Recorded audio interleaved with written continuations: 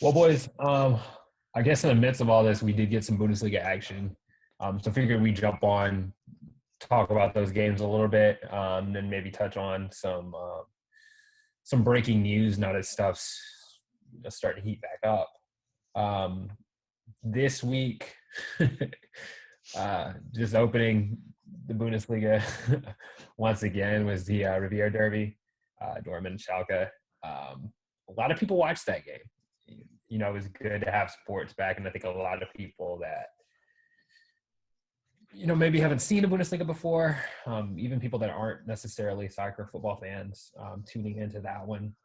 Steven, I know that's tough with all of that in mind, having such big viewership and a tough turnout for that one. But figure we've got to talk about that one a little bit. Yeah, that was not the time to lay an egg. When the whole world's practically watching you. Yeah, it's I think for Bundesliga fans in general, other than Dortmund fans, it's tough to see. Like, you don't like seeing that because it's the biggest rivalry in Germany. People argue Bayern Dortmund, but I think historically, Dortmund Schalke is the biggest rivalry in Germany, and having a fixture like this to open up things, not just for the Bundesliga but sports in general, it's a big stage. And as you said, the boys in blue didn't quite live up to that. And Wagner even said they deserve to lose. Yeah. Which when your manager says you deserve to lose, you did something wrong. Yeah. Normally like they're like, we could have had one here or there, but he was like, nah, we were not prepared for this game. We deserve to lose this one. No, and I mean, the thing we were talking about during the game, I think we can look at stats, but the shots on target were actually fairly similar, I think, until the end of the game, which was an interesting stat because Schalke recently has not put a lot of shots on target. And granted, there weren't a lot in general in the game, but just the fact that those were fairly even was kind of telling to me. But one team Dortmund definitely were more clinical. took advantage of their opportunity. The big thing I want to ask you, Steven, being connected with them, is the whole Schubert situation. Because if you're, around this at all, that's been the big talking point. I think it's safe to say 2 of those goals were savable. The other 2 weren't necessarily his fault, but 2 of them definitely should have been saves. And I think you can say, okay, well, we could have lost 2-0. It still would have been a loss. But then at the same time, you have to wonder, if you kept them in the game, does that inspire the offense to actually do something, Yeah. So I don't know. They look better, and the offense looked better in the second half. So maybe if they weren't down 2-0 going into halftime, they probably would have had a much better response coming back out. But I don't know. It's an interesting situation because no one at Schalke wants to play Nubel because of the situation at Bayern. None of the fans want Nubel to be playing. But at the same time, you want to give your team the best chance to win regardless. And I believe, and they did just bring back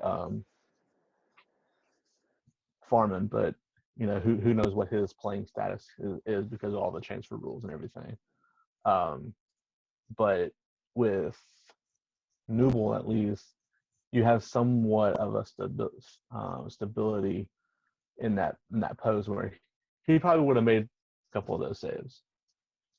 Farman probably would have made a couple of those saves. I just think Schubert just isn't ready to be the number 1, and that's clearly evident. He's still young, so you give him that. But I mean, you look at how Schalke has historically developed keepers. Maybe in the future he'll be a number 1, but I don't think right now he's ready for that spot just yet. which we're seeing them looking at other keepers around the league and stuff like that, trying to solidify that keeper position, because that's a very important aspect of your defense. Like, if your defense is playing their tail off like they were on Saturday, but yet you still lose, it's got to be on the keeper on that at that point.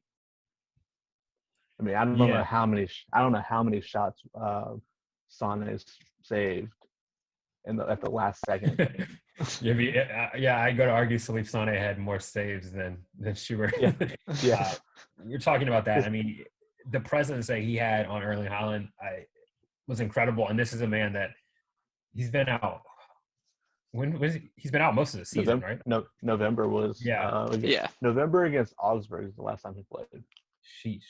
I mean, just a phenomenal performance from him, that was the shining light to me, or silver lining, I should say, for Schalke, is the fact that he's back. Again, we've been saying this whole slide. The defense is not the problem.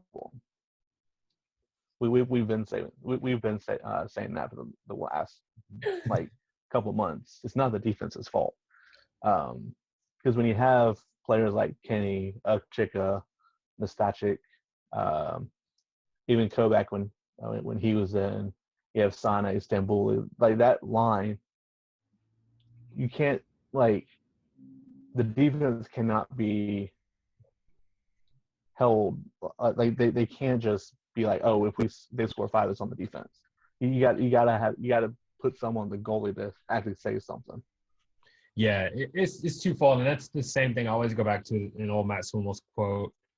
I remember in a rough period for Bayern, he lashed out about that, saying, hey, we're going to be back here working our butts off, but if you guys aren't scoring goals, eventually we let something in. Basically it's on you guys. We're going to work for you, but you've got to give us something. And I feel like that's really what's been going on is the defense and the keeper come out feeling like they have to have a clean sheet to even have a chance. And you have to think about this too. You're at Schalke, we're historically some of the best keepers in the world. I mean, the best keeper in the world was there just a few years ago. And you're coming in for a kid that's going to Bayern to be his heir. So there's immense pressure that's on Schubert right now. And I just feel like mentally he's not quite there.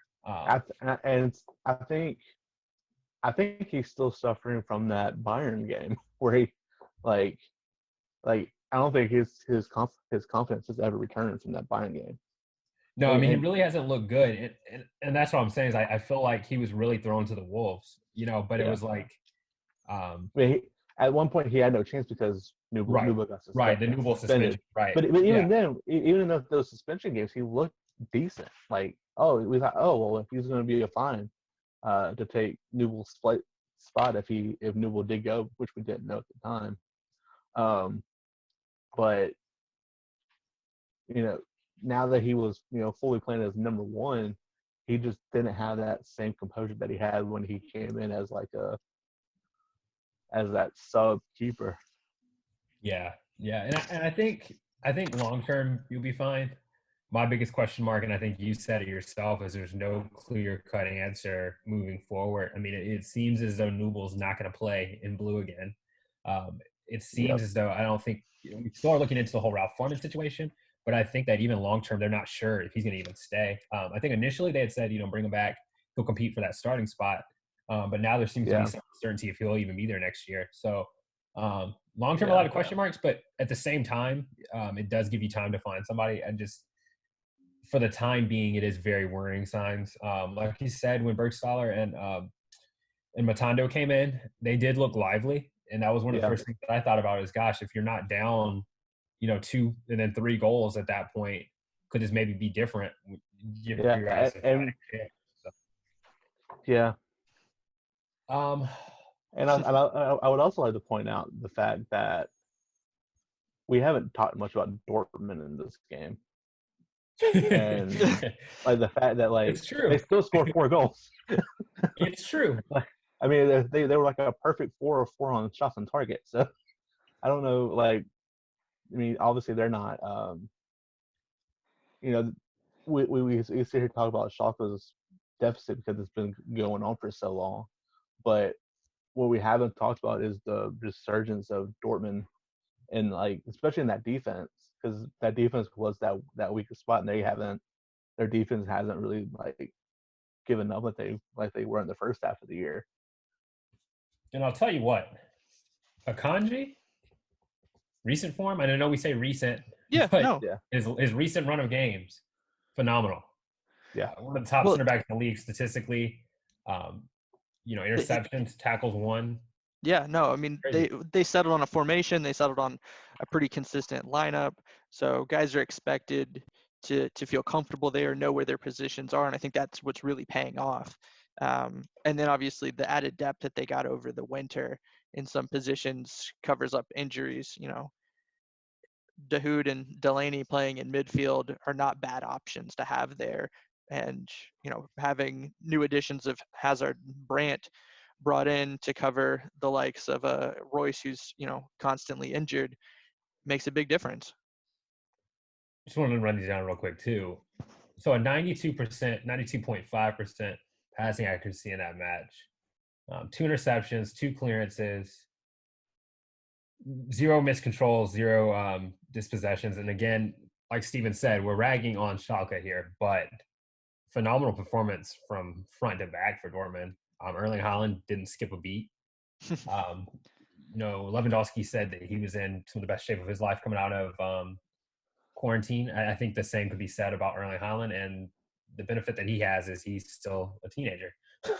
So, yeah, scary stuff from them. I think the thing that we've said all season long is consistency. Are they going to keep this going, or will they crumble again? Will they show the other side of Dortmund? The lack of mentality. The other thing that I guess we didn't talk about, which we were going to talk about in the big news, is again said Royce potentially being out for the rest of the season, which is interesting because before quarantine, that was what it looked like that he wasn't going to finish. I mean, he's still not back now, so the season would be ending right about now. But then they were like, okay, now the season's getting pushed back. He may be back, but sounds like he picked up another knock and likely will be done.